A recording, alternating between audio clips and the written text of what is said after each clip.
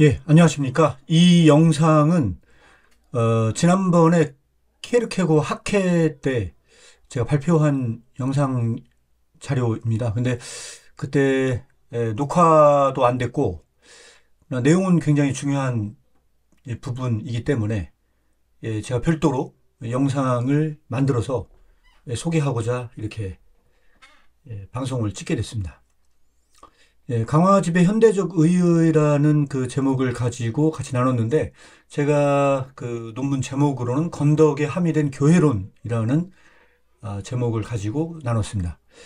그래서 이거에 관련된 주제도 사실 굉장히 그 방대한 주제입니다. 방대한 주제인데, 이 교회론뿐만 아니라 이 제자도까지 다루고자 했는데 내용이 너무 많아서 제자도는 뺐고 교회론만 나눴습니다. 그래서 오늘 그 건덕에 함의된 교회론에 관련된 부분에 대한 중요한 부분들 나누도록 하겠습니다. 그 영어로는 업빌딩이고요. 그 데마커로는 오피길리라는 단어입니다. 근데 이것을 그 우리나라 말로는 이 건덕으로 번역을 했는데, 사실 이게 성서적인 말은 건덕이라기보다는 이 덕을 세운다는 의미가 더 맞습니다. 그래서 그 대부분의 말은 가능하면 이 덕을 세운다는 말로 옮기는데, 이게 사실 이 말로 다 옮기기가 좀 애매한 구절들이 있습니다. 그러니까 이 경우는 건덕으로 주로 번역해서 옮겼습니다. 자, 이 말에는 교회론과 제자도와 본받음의 의미가 함의되어 있습니다. 전체 작품을 확인해 보면 아마 대부분 많이 느끼실 겁니다. 건덕을 위한 교육 방법론은 간접 전달입니다. 본명이든 가명이든 전부 간접 전달과 관련이 있습니다. 자, 간접 전달로서 아이러니의 그 역할은 굉장히 중요합니다. 자, 건덕은 결국 개인을 세우는 원리이자 공동체의 원리입니다. 자, 건덕적 강화와 이 성찰의 그 차이가 있습니다. 이것도 시간이 되면 한번 설명드리겠습니다. 자, 오늘날 키르케고어의 강화가 필요한 이유에 대해서 다룰 예정입니다. 그래서 전반적인 오늘 다루고자 하는 전반적인 큰 주제가 이 틀 안에 있습니다. 미리 한번 전체 다룰 주제를 말씀을 드렸습니다. 다음으로는 요 논의를 위해서 키르케고르의 일기를 소개를 좀 드리고자 하는데, 그 일기를 좀 보시기 전에 이 거위와 기러기 영상을 보시면 아마 좀 더 도움이 되실 것 같아서 영상을 실었습니다. 제가 편집 과정에서 영상을 넣을지 말지는 아직 결정은 못했는데 일단 영상 시청을 해보도록 하겠습니다. 시끄러운 울음소리로 귀를 아프게 하고 차도를 무단횡단하고 자신을 도와주려는 사람한테도 달려드는 조류계의 갱스터 거위. 그런데 이 거위가 사실 기러기였다는 거 알고 계셨나요? 분명 새인데 날지도 않고 그저 물 위에 둥둥 떠있거나 사람이 다가와도 아랑곳하지 않고 뒤뚱뒤뚱 걸어다니는 거위. 반대로 요즘 같은 겨울철이면 하늘에 V자를 그리면서 수천 킬로미터를 바쁘게 날아다니는 대표적인 철새 기러기. 이 둘이 어떻게 같은 새인가 싶지만 네, 같은 새 맞습니다. 사실은 거위가 기러기거든요. 불리는 이름이 다를 뿐. 아니, 색이 다른데 완전 다른 새 아니야? 라고 생각할 수도 있는데요. 사실 흰색 거위 말고 이렇게 회갈색을 띠는 거위도 많아요. 비슷한 색의 기러기랑 놓고 보면 거의 똑같이 생겼죠? 거위는 야생종이 아니라 인간이 기러기를 잡아다 가축화한 개량종으로 원래는 기러기가 맞습니다. 마치 야생의 늑대가 인간과 함께 살면서 개가 된 것과 비슷하죠. 그래서인지 영어로는 기러기나 거위나 둘 다 구스라고 부르는데요. 정확히는 회색 기러기와 게리라는 종의 기러기들이 주로 집거위로 길러졌다고 합니다. 요즘은 거위를 기르는 농장이 많지 않지만 거위가 인간과 함께 살게 된 역사는 제법 길다고 해요. 약 5천년 전으로 거슬러 올라가는데 고대 이집트인들이 기러기가 그 철 따라서 이동하기 전에 다량의 먹이를 섭취하고 간에 지방이 쌓이고 크기가 커진다는 사실을 발견하였다고 합니다. 식재료에 아주 유용하다는 사실을 깨닫고 기러기를 잡아서 사육하기 시작했다고 합니다. 많은 가축들이 그렇듯이 기러기도 고기와 알, 간 등을 먹기 위한 식용으로 사육됐어요. 인간과 살게 되면서 덩치가 커지고 나는 법을 잊어버려서 잘 날지 못하게 되었습니다. 그렇지만 전혀 날지 못하는 건 아니라서 거위가 간절한 노력 끝에 자유롭게 하늘을 날게 된다는 내용의 이야기도 많죠. 이봐! 기다려줘! 열심히 날아라. 떨어지면 안 돼. 난 내 힘으로 네덜란드까지 날아갈 거야! 그런데 거위를 집에서 길러보니 의외의 중요한 역할을 해줬다고 해요. 낯선 사람을 경계하는 습성 때문에 집을 지키는 목적으로 키우기도 합니다. 옛날 그 로마군에서도 경비용으로 쓰였다는 기록이 있고 경계심이 강할 뿐만 아니라 울음소리가 아주 시끄러워서 경비를 서는데 딱이었다네요. 사람을 피하고 무서워하는 다른 새들과 달리 이 친구들은 겁이 없고 호전적인 성격을 가졌습니다. 그래서 야생 기러기들이 도심 속 공원에 많이 사는 북미에서는 산책 나온 사람들이 기러기에게 불변을 당하는 일도 종종 발생해요. 가만히 있는 사람들한테 괜히 겁을 주거나 군인들한테도 시비를 걸고 새끼를 도와주는 사람도 가차없이 공격하는 갱스터 기러기. 부리에 쪼이는 것도 무섭지만 날개죽지 힘이 굉장해서 맞으면 엄청 아프다고 합니다. 그렇지만 기러기에게는 우리가 몰랐던 반전 매력이 있어요. 바로 주인에게 무한 충성심을 보인다는 건데요. 새들이 알을 깨고 나와서 처음 본 대상을 어미로 인식한다는 각인 본능 들어보셨죠?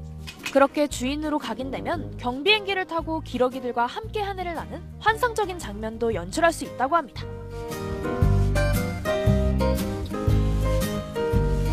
또 기러기들은 의리가 좋아서 한 번 짝을 맺은 부부가 평생 함께하는 걸로도 유명하죠. 그래서 우리나라에서도 전통 혼례를 치를 때 나무로 만든 기러기 장식을 꼭 사용했습니다. 얼마 전 미국에서는 다리를 다친 남편 기러기의 수술이 끝날 때까지 병원 문 앞에서 애타게 기다린 암컷 기러기의 영상이 촬영되기도 했는데요. 이렇게 다양한 매력을 가진 새, 기러기 또는 거위를 발견하면 옆 사람에게 기러기랑 거위가 같은 새인지 알았냐고 물어보면서 크랩 영상을 보여줍시다. 예, 여기까지 거위와 기러기 영상을 확인해봤습니다. 이거는 이제 키르케고르가 1854년에 쓴 그 일기에 나온 내용입니다. 제가 간단하게 이 일기를 한번 읽어드리도록 하겠습니다. 옛날에 한 기러기가 살고 있었다. 가을에 이동하기 위해 출발할 시간이 다가올 때 기러기는 몇몇 거위를 발견했다. 그는 거위들을 좋아하게 되었다. 그들을 두고 날아가 버리는 것이 왠지 불쌍하다는 생각이 들었다. 그는 긴 이동을 시작할 때 함께 가자고 그들을 설득하고 싶었다. 기러기는 이 목적을 위해 온갖 방법을 다 동원해 그들과 관계하려고 했다. 그들을 높게 날아오르도록 다시 더 높게 날아오르도록 유혹했다. 가능하다면 그들을 이 여행에 참여시켜야 했으니까. 남부럽지 않은 거위로 이 땅 주변에서 뒤뚱뒤뚱거리며 사는 초라하고 평범한 삶으로부터 구원해주고 싶었다. 처음에 거위는 그것이 아주 재미있다고 생각했다. 그들 역시 기러기를 좋아했다. 그러나 이윽고 그들은 이것에 대해 지루해졌고 이에 대해 화가 나서 말을 하기도 했으며 마치 그가 아무 경험이나 지혜도 없는 멍청이인 양 야단을 쳤다. 기러기는 불행히도 거위와 너무 친해졌다. 거위들은 결국 그들의 말이 그에게 문제가 될 정도로 영향을 끼쳤다. 전체적으로 이 이야기는 기러기가 거위가 되는 것으로 끝난다. 어떤 의미에서 기러기가 원했던 것은 사랑하는 것이라고 말할 수 있다. 그럼에도 불구하고 여기에 오해가 있었다. 왜냐하면 거위는 기러기가 될 수 없기 때문이다. 하지만 기러기는 거위가 될 수 있다. 이것이 법칙이다. 예, 이것이 이제 키르케고르의 그 1854년에 일기에서 발견된 내용입니다. 여기서 이제 굉장히 중요한 내용이 맨 밑에 있습니다. 왜냐하면 거위는 기러기가 될 수 없기 때문이다. 그리고 이것이 법칙이라고 이야기를 했습니다. 이 의미가 어떤 의미인지를 조금 더 깊게 다루는 것이 오늘 또 주요 목적 중에 하나입니다. 자, 영상에서 확인했다시피 사실은 이제 거위와 기러기는 같은 새입니다.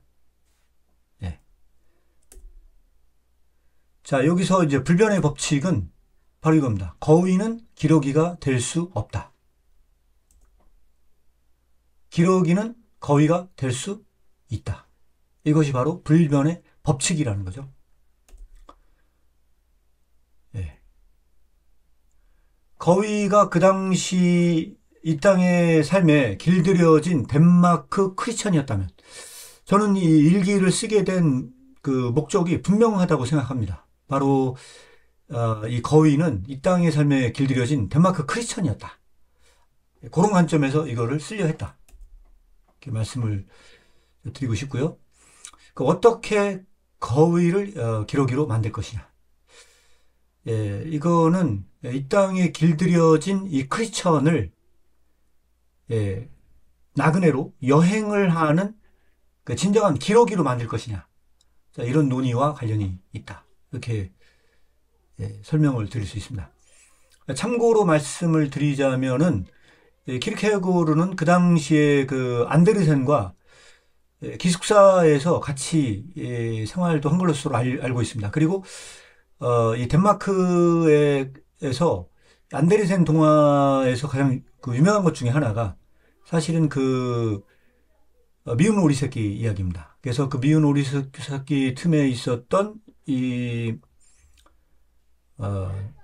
그 오리가 결국은 이제 백조였고 나중에 이제 그 백조임을 알고 날아간다는 이야기가 이 안데르센 이야기인데 키르케고르는 이런 그 안데르센 이야기에 굉장히 비판적입니다. 안데르센 동화는 기독교적이지 않다는 거죠. 그래서 사실 미운 오리 새끼에서 나오는 그 백조는 일종의 상승의 운동인데 기독교의 원래 운동은 예수 그리스도께서 이 땅에 오셨듯이 이 하강의 운동이 돼야 된다는 거죠. 그런 의미에서 여기서 다루고자 하는 이 거위는 사실은요, 그 기러기가 거위가 된 것은 이 하강의 운동과 같이 이제 그려진 얘기인데 사실 그럼에도 불구하고 이 이야기는 굉장히 비극적입니다. 기러기가 거위를 기러기로 만든 게 아니고 기러기가 결국 거위가 될 수밖에 없는 그런 상황이 된 비극적인 이야기를 다루고 있는 겁니다. 자, 여기에 밑에 하단에 그림을 넣는데 어떤 사람이 블로그에 올린 거를 넣은 겁니다. 요거는 뭐냐면 실제로 그 캐나다 거위는 이 흰색 거위가 굉장히 많답니다. 호수에 이게 기러기인데 호수에 이렇게 많은 그 수도 없이 많은 기러기들이 전부 다 흰색 기러기라고 합니다. 그래서 한번 사진에 넣었습니다. 자, 여기에서 우리가 그 크리스천을 세우는 원리가 바로 건덕이라는 말에 들어 있습니다. 사실은. 그래서 이제 요거는 다른 말로 말씀드리면 이제 부제로 넣었다시피 이 거위를 기러기로 만드는 겁니다. 그런데 실제적으로 인간적인 이해로는 이것은 불가능한 겁니다. 거위를 기러기로 만든다는 건 불가능하다. 한번 길들여진 세상의 삶에 길들여진 크리스천은 날아가는 기러기로 만들 수가 없다. 이게 이제 인간적인 이해로는 그렇다. 이렇게 말씀을 드릴 수 있습니다. 그럼 어떻게 크리스천이 되는가? 자, 이 부분에서 키르케고르는 자신을 자칭 그 선교사라고 이야기를 했습니다. 제가 여기에서 용어를 그 키르케고르에서 키르케고어로 만든 거는 학회에서 추천한 용어이기 때문에 이거를 바꿨는데 국립국어원에서는 사실은 쇠렌 키르케고르를 추천하고 있습니다. 그래서 그 책을 낼 때는 제가 키르케고르라는 이름을 현재 쓰고 있는데 국립국어원에 추천대로 쓰고 있는 거고요. 참고로 알고 계시면 좋습니다. 또한 그 이방 나라가 아닌 기독교 세계 안에 파송된 선교사로 생각을 했습니다. 본인 스스로가. 그때 진리의 전달자는 이 단독자여야만 한다. 이렇게 본인이 얘기를 했고요. 이 일을 하기 위해서 자기는 하나님의 스파이가 되었다라고까지 이야기를 했습니다. 관점이라는 그 키르케고르의 책에 나와 있는 얘기를 한번 여기다 실었습니다. 그는 이 사명을 완수하기에 섭리에 의해 단단히 결박당했다. 종교적 저술을 쓸 때도 다른 생각을 갖지 못하도록 섭리가 그를 제지하고 있었다. 그는 기독교라는 개념을 겨냥하고 보다 높은 것이나 이념에 봉사하기 위하여 하나님의 스파이처럼 살았다. 그의 모든 저술 활동의 목적은 기독교 세계의 착각을 밝히고 크리스천이 된다는 것이 무엇인지 알 수 있도록 눈을 열어주는 것이었다. 이런 서술에서 볼 수 있듯이 키르케고르는 그의 평생에 어떻게 하면 크리스천이 되는가라는 이 하나의 키워드를 가지고 평생 씨름했던 사람이었습니다. 여기까지 가장 기본적인 이야기를 드렸고요. 이제 본론으로 덕을 세우다는 의미가 무엇인지를 말씀을 드리겠습니다. 제가 부제로 오이코도메의 윤리다 이렇게 붙였는데, 이 덕을 세우다라는 말이 이 헬라 원어로는 오이코도메오라는 단어입니다. 그리고 덕을 세우는 이 형용사는 오이코도메라고 되어 있기 때문에 이 부제를 넣습니다. 자, 이 덕을 세운다라는 원래 이 말은요, 고린도전서 8장 1절에서 나왔습니다. 지식은 교만하게 하며 사랑은 덕을 세운다. 그래서 이 고린도전서 8장 1절에 대한 주제가 사랑의 역사 2부 1장에 나와 있습니다. 자, 이런 관점에서 이 키르케고르의 이야기를 접근을 해야 된다. 저는 개인적으로 그렇게 생각을 하고 있고. 자, 죽음에 이른 병에 보면은 이 박병덕 역에는 요 오이코도메오라는 단어가 이렇게 번역이 되어 있습니다. 이 논술의 형식은 이 서문에 나옵니다. 많은 사람에게 기이하다고 생각되리라. 이것은 교화적이라고 하기에는 너무 엄밀하다. 여기에서 나오는 이 교화적이라는 단어가 이 업빌딩이라는 단어고, 이거를 교화적으로 옮긴 부분이 있습니다. 그 가장 최근에 번역된 죽음에 이르는 병 이명곤 교수님 역을 보시게 되면은 여기에도 보면은 다 교화적으로 번역을 해놨습니다. 이 단어가 덴마크의 오피귤리라는 단어를 번역한 것이다. 이렇게 보시면 될 것 같습니다. 넘어가겠습니다. 자, 임충갑 선생님이 번역하신 요 책에서만 요 단어를 건덕적으로 번역을 해놨는데, 요게 이제 성서에서 나온 그 용어를 그 의미에 맞게 번역을 한 대표적인 이 번역입니다.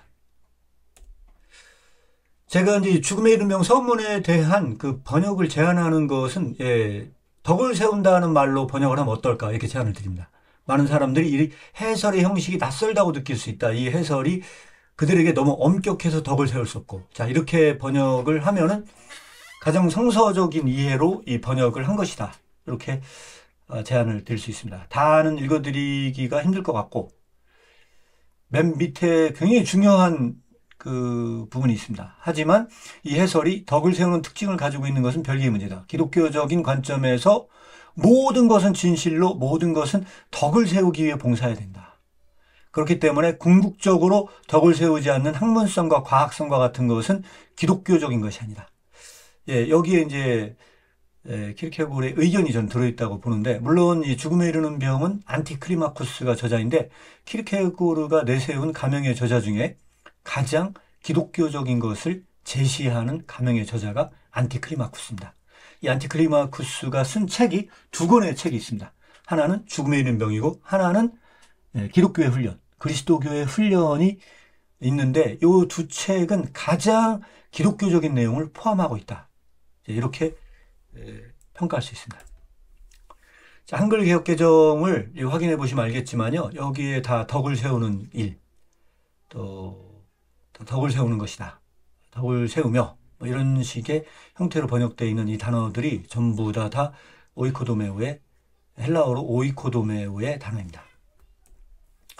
자, 오이코도메오는 원래는 뜻은 집을 세우다라는 뜻입니다. 그래서 건덕의 1차적 의미는 집을 세운다, 든든히 서가다, 이런 의미가 있고요. 이 단어의 어근은 오이코스라는 뜻입니다. 오이코스는 집이라는 뜻이고, 이 히브리어로는 벳엘이라고 할 때 그 하나님의 집이라는 뜻이거든요. 벳엘 할 때 엘이 하나님이고 벳이 이제 집에 해당되는 단어라고 보시면 될 것 같습니다. 오이코노모스는 청직이라는 뜻이고요. 오이코노미아는 경륜이라는 뜻이고, 오이코노메오는 집을 관리하다라는 뜻입니다. 그래서 이 청직이라든지 관리하다, 이 모든 단어들이 사실은 이 건덕과 관련된 단어들입니다. 그래서 이 오이코도메는 이 건덕인데, 이것은 바울의 몸의 신학의 그 핵심적인 내용을 담고 있다. 그래서 우리가 대표적으로 많이 얘기하는 것 중에 하나가 뭐가 있냐면, 우리 몸이 하나님이 거하시는 성전이다 할 때, 요때도 이게 다 사실은요, 이 오이코도메에 관련된 단어라고 보시면 됩니다. 결국 오이코도메는 이 집을 세우는 교회론입니다. 예, 오이코도메는 또 여기에다가 이 세움의 행위라고 보시면 됩니다. 이거는 키르케고르의 그 사랑의 역사 2부 1장에 아주 자세하게 서술이 돼 있는데 이 내용의 일부만을 오늘 말씀을 드리는 겁니다. 자, 여기에서 제가 그림을 넣어놨습니다. 넣어놨는데 요거를 제가 넣어놓은 이유는 이게 이제 그 사랑의 역사 2부 1장에 나온 일부 내용 중에 요 하나인데 선생과 그 학생과의 관계에서 그 선생은 학생을 기본적인 전제가 무지하다고 전제를 한다는 거죠. 그래서 그런 관점에서 본다면 이 선생은 학생보다 우월한 자입니다. 왜냐하면 선생님은 알고 있고 학생은 모르고 있기 때문에 그것을 알려주고 있습니다. 그래서 이 교육적 현장에서는 학생이 무지하다라고 전제를 한다는 거죠. 예, 교도관과 이 죄수와의 관계는 어떻습니까? 죄수는 근본적으로 타락했다고 전제한다는 거죠. 그래서 죄인이고 타락했다고 전제하기 때문에 그들을 교도해야 된다고 생각을 한다는 겁니다. 그런데 여기서 이제 좀 어려운 단어인데 이 키르케고르의 사상에서 가장 이해하기 난해한 개념 중에 하나가 중복이라는 개념입니다. 중복이라는 개념이 단어가 가장 많이 등장을 하는 게 또 사랑의 역사에 등장을 하고 있습니다. 근데 이제 사랑만이 이제 중복이 되는데 요 개념은 뭐냐면요. 사랑이 덕을 세울 때는 상대가 무지하거나 타락했다고 생각을 하는 게 아니고 상대에게 이미 그 사랑이 있다고 전제한다는 겁니다. 그래서 여기에 중복이 됩니다. 사랑을 주는 자는 사랑을 주는 게 아니고 이미 그 사람 속에 들어있는 그 사랑을 일깨웠다는 거죠. 그런 의미에서 이 사랑에서는 뭐가 발견되냐? 이 중복이 발견이 됩니다. 그래서 이게 조금 어려울 수는 있는데 간단하게 말씀드리자면 이렇게 설명을 드릴 수가 있습니다. 자, 요게 어떤 결과를 낳느냐? 이 문구 아까 얘기했던 그 전제에 의하면 이렇게 될 수 있습니다. 사랑이 사람을 세우는 경우, 아까 건덕은 사람을 세우는 원리라고 말씀드렸지 않습니까? 이 사랑이 사람을 세우는 경우, 이게 덕을 세운다는 의미에서 말씀을 드리는 겁니다. 사랑은 교만할 수 없고 자랑할 수가 없다. 무례행할 수가 없다는 겁니다. 왜냐하면 상대가 사랑이 없다고 전제하는 것이 아니고 이미 그 속에 사랑이 있다고 전제했고 다만 그 사랑을 이끌어냈을 뿐이기 때문이다. 따라서 사랑은 다른 사람을 세울 때 군림하려 하지 않고 다만 섬기려 한다. 이게 바로 그 사랑의 역사 2부의 1장에 나오는 내용을 제가 제 말로 번역을 해서 여러분들에게 소개를 했습니다. 여기에 제가 이제 그림을 넣었는데 이 건물은 세운 자의 기술에 대한 기념물과 같다는 거죠. 자, 건축은 어떻습니까? 그 건축하는 자는 이게 내가 이게 건축을 했다. 그래서 건물 자체는 이미 랜드마크와 같습니다. 그래서 이거는 하나의 이제 기념물로서 자림하게 되는 굉장히 중요한 포인트가 있습니다. 학생은 선생의 가르침에 대한 증표와 같다는 거죠. 그래서 그 학생은 무지했던 학생을 선생님이 깨우쳐줬기 때문에 이 학생은 선생님의 자랑거리가 될 수 있습니다. 하지만 사랑하는 사람은 그 기초에 사랑이 존재했음을 전제할 뿐 아무것도 한 일이 없다는 거죠. 따라서 사랑하는 사람은 조용하고도 엄밀하게 일한다는 겁니다. 뿐만 아니라 굉장히 많은 것을 하고도 아무것도 아닌 존재로 마무리한다는 거죠. 자, 이런 부분들을 좀 확대해서 말씀을 드리면 세속적인 사람이 볼 때 이런 사랑의 행위가 가장 어리석어 보인다. 즉 어떤 의미에서 아무것도 하지 않은 것이 가장 어려운 일이 되어야 한다는 점이다. 조금 어려울 수도 있습니다. 근데 잘 한번 생각해 보시면 의미가 이해가 될 것입니다. 이게. 그러나 이것은 사실이다. 자기의 마음을 다스리는 것이 도시를 빼앗는 것보다 더 힘들다. 요 이야기는 잠언서 정확하게 기억은 안 나는데 16장 32절인가에 대한 주어입니다. 예, 그 성을 빼앗는 것이 자기의 마음을 다스리는 것보다 낫다를 패러프레이즈한 겁니다. 그래서 자기의 마음을 다스리는 것이 도시를 빼앗는 것보다 더 힘들다. 예. 좀 더 이걸 이해하기 쉽게 말씀을 드리자면, 전 세계를 정복한 왕도 정작 자기 자신을 극복하지 못했다면은 참된 승리일 수 없다. 그래서 이 세계를 정복한 자가 마지막 과제가 하나 남는다면 그것은 자기를 극복하는 과제가 남는다는 겁니다. 그래서 자기 마음을 다스리는 것은 사실은요, 도시를 빼앗는 것보다 더 힘든 과제입니다. 이걸 이렇게 이해하시면 됩니다. 사랑이 행하는 방식으로 덕을 세우는 것은 가장 놀라운 임무를 완수하는 것보다 더욱 어렵다. 자, 한번 잘 이 부분을 이해해 보시기 바랍니다.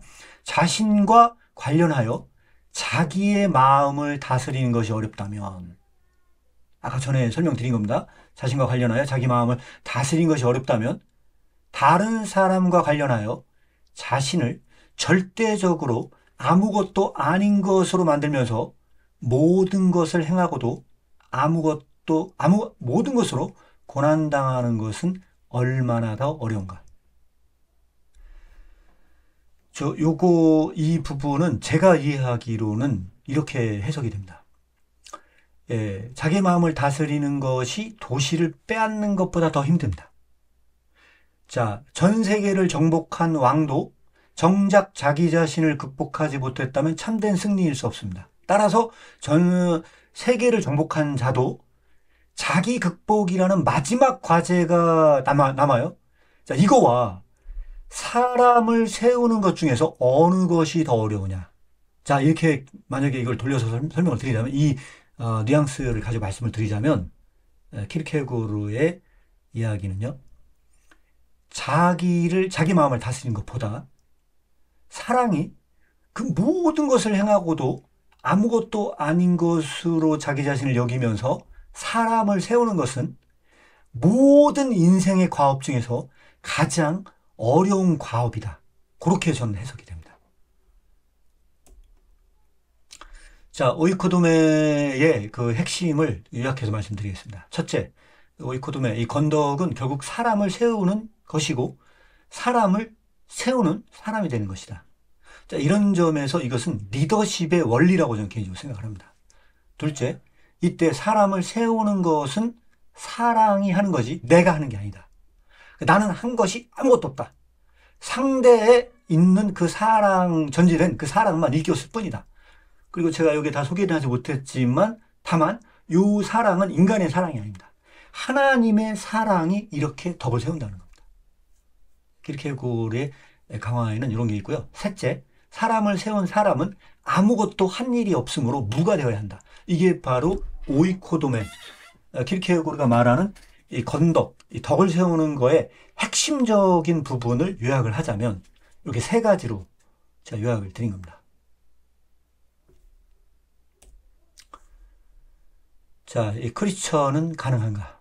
자, 이 부분에 대해서 좀 이야기를 나누자면, 질문을 패러프레이즈 일기에 있는 걸 말씀드리자면 이렇게 할 수 있습니다. 거위는 기러기가 될 수 있는가? 물론 아까 그 법칙에 의하면 거위를 기러기로 만드는 것은 불가능한 부분입니다. 그래서 키르케고르는 이 거위를 기러기로 만들기 위한 굉장히 심층 깊은 그 교육적 원리를 개발한 인물이라고 저는 개인적으로 평가합니다.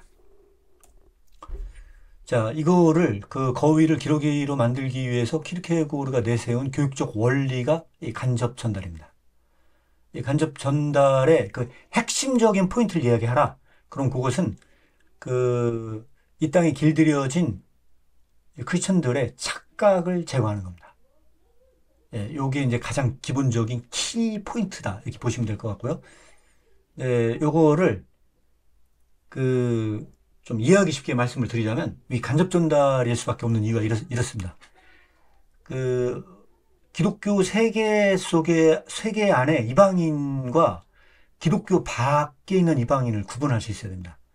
기독교 밖에 있는 이방인은 기독교 밖에 있다는 걸 인식하기 때문에 거기는 착각이 존재하지 않는다는 겁니다. 그래서 키르케고르는 기독교 세계 밖에 있는 이방인들은 직접 전달이 가능하다고 생각을 하고 있습니다.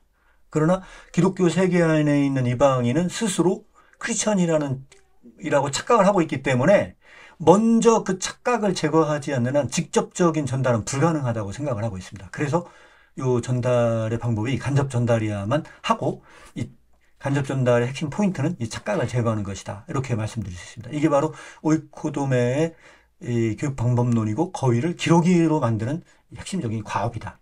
이렇게 제가 요약해서 말씀드리겠습니다. 관점에 나온 이야기인데 요거를 한번 읽어드리겠습니다. 기독교 세계에 다시 한번 진정한 기독교를 전파하고 선교할 경우 먼저 이 착각을 제거하는 일로부터 시작해야 한다. 착각을 제거하기 위해 그를 속이는 일로 시작하지 않는다면 직접 전달로 시작해야 한다. 그러나 직접 전달은 상대가 받아들일 능력을 전제하는데 현재 상대는 착각에 사로잡혀 있기 때문에 그 길이 막혀 있다. 따라서 부정성이 사용되는데 이것은 일종의 속임수이다.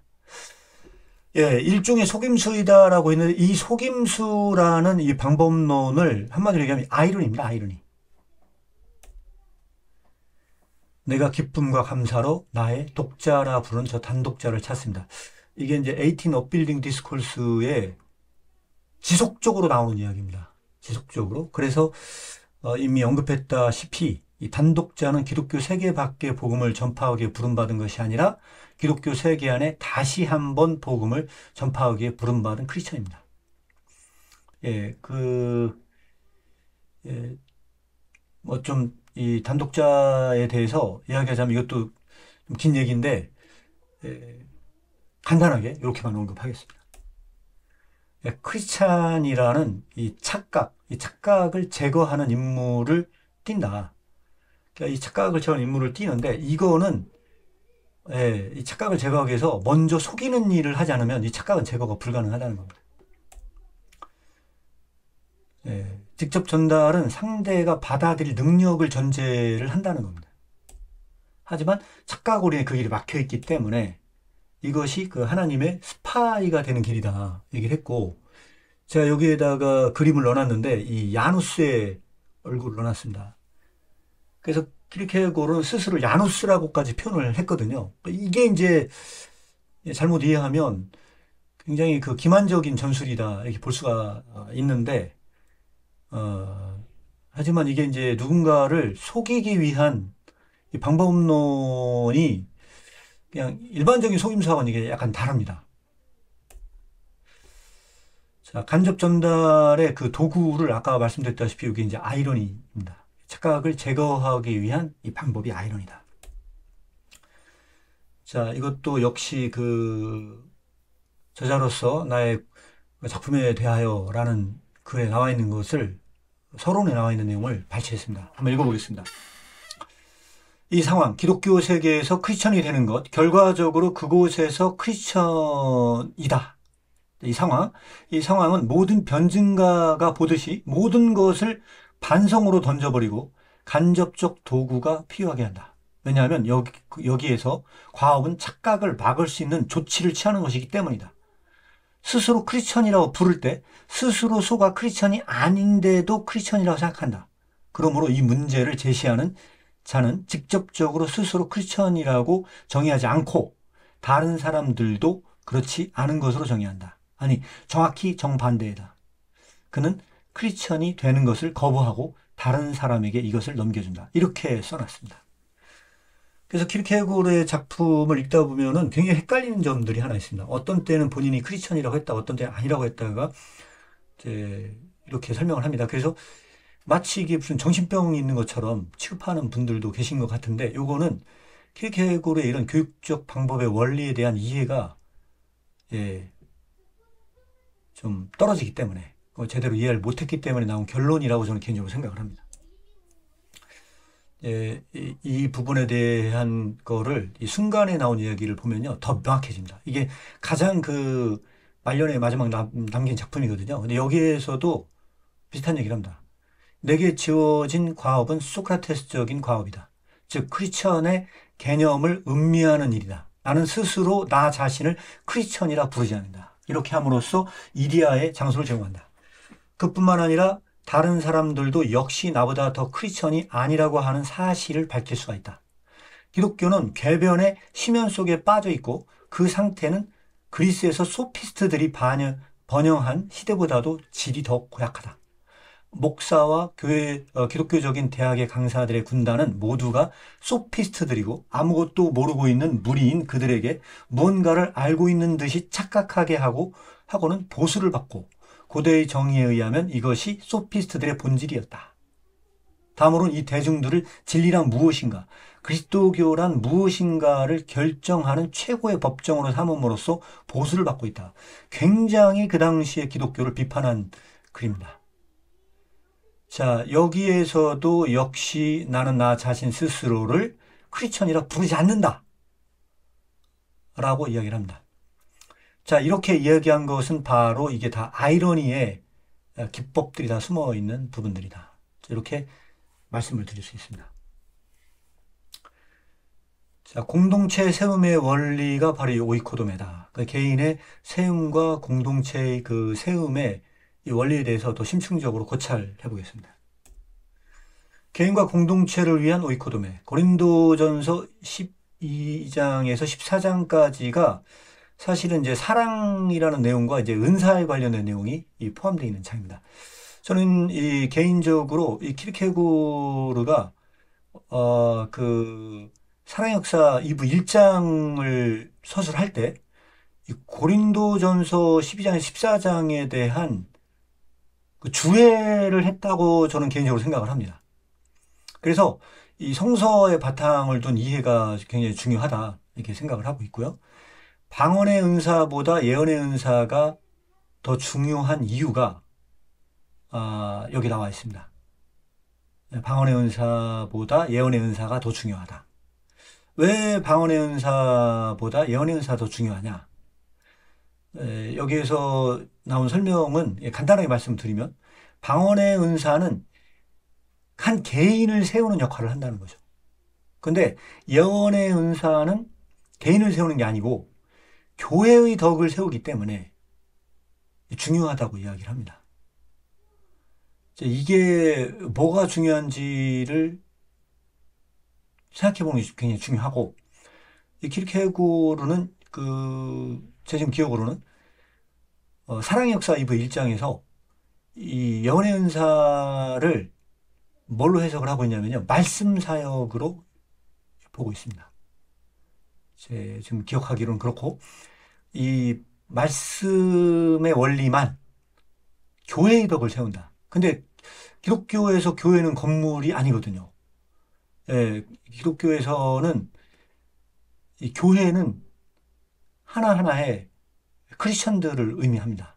그래서 이 점에서 이 개인을 세우는 원리다. 이게 볼 수 있습니다. 이게 이제 개인을 세우는 원리가 여기서 나오고, 두 번째는 공동체를 세우는 원리인데, 이것은 오이코도메는 미시적으로는 크리스천인 한 개인을 세우는 이 원리이자 이 공동체의 원리인데, 마치 그 삼일체 하나님과 같습니다. 하나님은 한 분이시면서도 세 분으로 존재하듯이 이 덕을 세우는 것은 크리스천 한 개인을 세우는 원리이자 전체 공동체로서의 이 세우는 원리입니다. 요거를 왜 이게 중요하냐? 고린도전서에 나오는 그 은사의 원리가 이 공동체의 원리입니다. 사실은 각 사람 하나하나의 부름받은 그 은사가 전체 공동체에서 어떤 역할을 하는지에 대한 규명이기 때문에 그렇습니다. 자, 고린도전서 14장 26절 한번 보겠습니다. 그런즉 형제들아 어찌할꼬 너희가 모일 때 각각 찬송시도 있으며 가르치는 말씀도 있으며 계시도 있으며 방언도 있으며 통역함도 있나니 모든 것을 오이코도메 덕을 세우기 위해 하라. 오이코도메 하기 위해 하라. 예, 헬라어로는 오이코도메 하기 위해 하라. 이렇게 나와 있습니다. 자, 이런 점에서 교회를 세우는 원리가 이 덕을 세우는 거, 이게 건덕이다. 이렇게 제시하는 겁니다. 자, 한국 교회 과연 이런 단독자가 필요한가? 크리스천이 날지 못하는 거의가 되었는가? 자, 요거에 대한 대답을 해야 됩니다. 자, 이거를 듣고 있는 분들은 대부분 크리스천이라고 저는 생각을 하고 있고, 과연 크리스천이 날지 못하는 거위가 됐느냐? 한국 교회는 기러기인가 거위인가? 야, 요거에 대한 대답을 해야 될 필요가 있다. 지금 현재 제 개인적인 판단으로는 한국 교회가 날지 못한 거위 상태에 빠졌기 때문에 그래서 이 키르케고르의 강화가 필요하다라고 저는 보고 있습니다.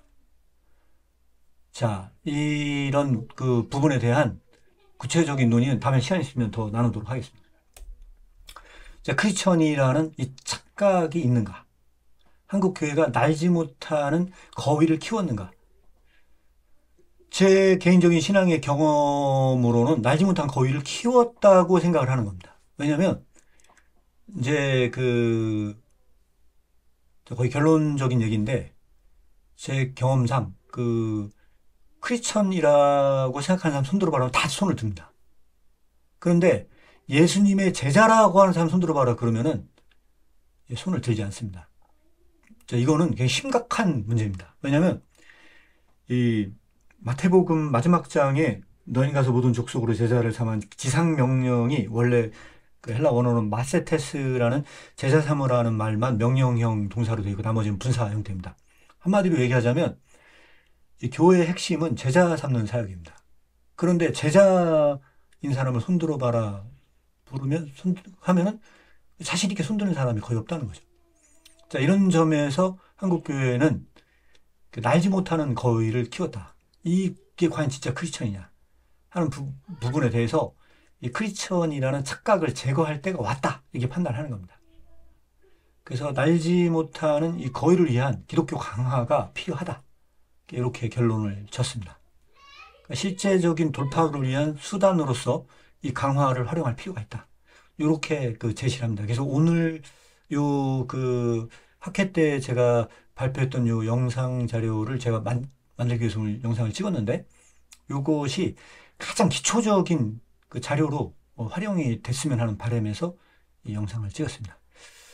네, 여기까지 이제 간략하게 제가 영상을 찍었고요. 혹시 이 부분에 대해서 궁금한 점이 있으시다면 댓글로 달아주시면 제가 답변을 드리도록 하겠고요. 이후에 혹시 답변을 달아드리면 중요한 부분은 제가 영상으로 다시 만들 수도 있고 아니면 뭐 간단한 거는 제가 다시 댓글로 달거나 그런 방식으로 제공하도록 하겠습니다. 여기까지 들어주신 분들 감사드리고요. 제가 강화를 계속해서 번역해 나가는 작업을 하고 있는데 많은 관심과 후원 부탁드리겠습니다. 이상 오늘 방송은 마치겠습니다.